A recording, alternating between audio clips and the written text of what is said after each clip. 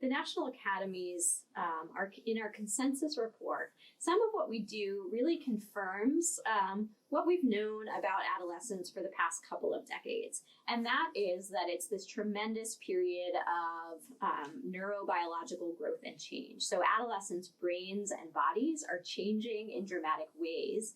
And what's important to understand is that their brains and bodies are uniquely suited for the kinds of opportunities and tasks that become really important during adolescence. So building social relationships with others and developing skills around intimacy, making more complex decisions. As their cognitive abilities start to grow, adolescents can think more deeply about abstract issues.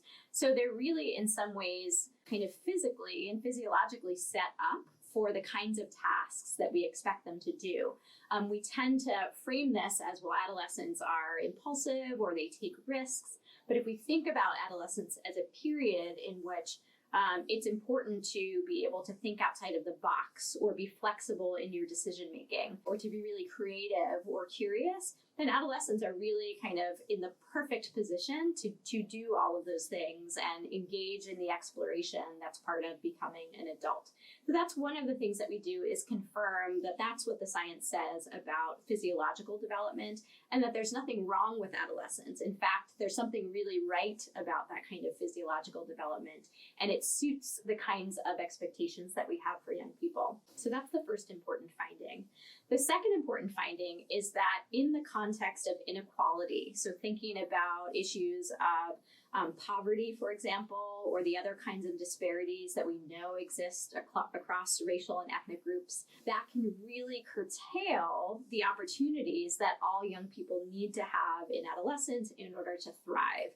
So we know more and more as disparities continue to grow, we're really doing a huge disservice and missing out on a wonderful opportunity of supporting youth during this time. And it's affecting some youth more than others. So with that information in mind, the other piece that the report dives into are, how can we think more carefully about the really important systems that serve adolescents? So the education system, the health system, child welfare system, and the justice system. How can we understand what we know about the incredible developmental changes that are happening in adolescence? How can we take what we know about inequality and the sources of inequality in adolescence and really come up with some recommendations for how these systems can best meet the needs of adolescents during this time of development?